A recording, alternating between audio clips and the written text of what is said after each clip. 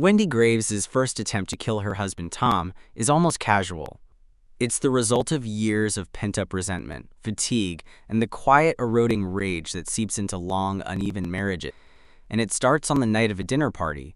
Wendy has been coaxed into hosting the party at Gooseneck, their slightly isolated, picturesque home in New England, by Marcia Lever, head of the English department at New Essex State University. Marcia, a longtime friend of Wendy's and Tom's superior at the university, doesn't ask through Tom, despite him being the faculty member, but directly reaches out to Wendy. She frames it as a casual gathering, just a few colleagues, a bottle or two of wine, some laughs. Tom, increasingly unreliable about communication and social obligations, doesn't even know it's happening until after the plans are set. The dinner party is more than it appears. It's a convergence of new beginnings and decaying bonds, of rivalries and flirtations, of subtle warfare masked by polite academia. Present are Marcia, her husband, who cancels at the last minute, Roger and Don, a gay couple with a long tenure in the university and an air of graceful decline, and two newcomers, Sally Johnson, a recent tenure-track hire from California, composed and wary, and Emily Majorino, a new administrative assistant with exactly the kind of awkward, needy charm Tom always finds irresistible. From the start, Wendy is on edge, but she manages, moving through hosting duties with a practiced grace. When Emily hands her a bottle of wine and blurts out that she's a fan of Wendy's long-forgotten book of poetry, specifics omitted, Wendy is taken aback. No one has mentioned her poetry in years. She laughs reflexively. It's a strange moment, awkward, flattering, and maybe even suspicious. Emily is nervous, eager, and earnest. Too earnest, and Wendy, unused to that kind of attention, is unsure what to make of it. As the night unfolds, Wendy keeps watching Emily. She's magnetic in a way Wendy can't explain. Familiar, vulnerable, dressed in an old-fashioned cardigan like she stepped out of an earlier era. At one point, Wendy blurts out that Emily reminds her of Joan Fontaine, the classic Hollywood actress who played the second Mrs. De Winter in Rebecca. Tom interjects that Emily looks more like Barbara Boucher, a comment loaded with implication, especially because, years ago, he used to say that Wendy looked like Boucher. That private intimacy now redirected stings.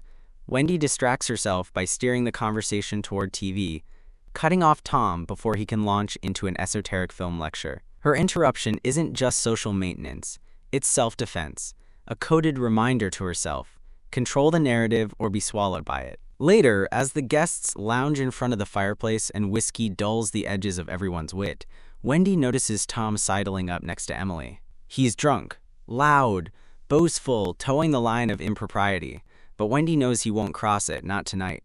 He's too practiced for that. Years of academia and careful manipulation have honed his instincts. Then Marcia asks a seemingly innocent question. "What are you working on, Tom?"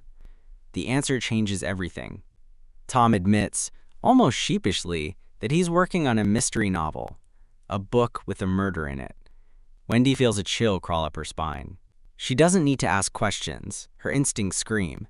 Excusing herself, she goes upstairs and into Tom's office, unlocking his laptop with the password she's always known. She finds the manuscript, titled Come End of Summer, and opens it. The epigraph is from An American Tragedy, a novel about murder and moral ambiguity.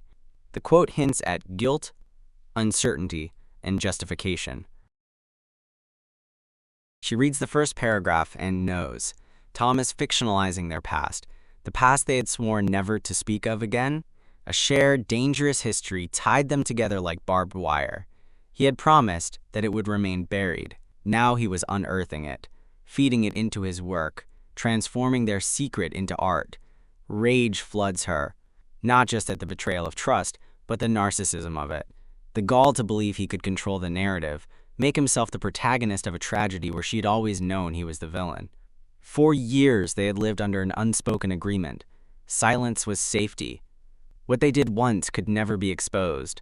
Their sins, as Wendy saw them, were private sins, untouchable, unspeakable. But Tom had crossed the line. Back downstairs, the party ends in a haze of laughter and drunken departures. Wendy watches as guests fumble for coats. Tom pours another drink. Emily, shy and awkward to the end, asks if she and Wendy might meet again, talk about poetry. The overture is sweet, maybe even sincere. But Wendy is distracted.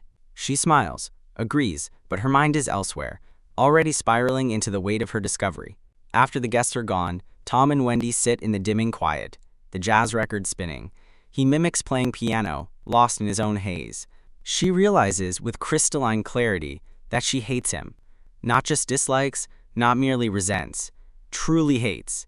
It's a revelation that feels both old and new. She has been disillusioned for years, but the thought, "I should just kill him," emerges like a stone thrown through a mirror, shocking and clear. She even says it aloud, teasing, "Just murder, your murder." Tom laughs, drunk and oblivious. Later that night, she finds him standing at the top of the stairs, confused and wobbly. He's in socks. She moves toward him under the guise of help, reaches toward his chest, where his pocket lies, and gently pushes. He falls. The fall is brutal, body tumbling, limbs tangling, the sound like a building collapsing. For a moment, Wendy thinks he might be dead. But he isn't. He springs back to life, bruised, confused, but alive. "What just happened?" he mutters. "You fell down the stairs," she says. "You're drunk." In the morning, bruised and bewildered, Tom barely remembers a thing. Wendy, calm and collected, offers no answers. This act of near murder is impulsive in execution, but rooted in long-standing calculation. Wendy's push isn't the action of a woman caught in the heat of a single bad night. It's a woman awakening to what she's capable of, what she wants, and what she's willing to do. Throughout the narrative, the tension pivots on control, of story, of memory, of consequence. Tom, with his academic pomp, his affairs thinly veiled as crushes, and his belief that the past can be rewritten under the cover of fiction, attempts to own the narrative of their marriage and their shared sins. Wendy, however, refuses to be erased or reduced to a character in his story. The emotional core of the story lies not just in Wendy's resentment, but in her profound alienation. She has been sidelined, professionally, personally, spiritually, for years.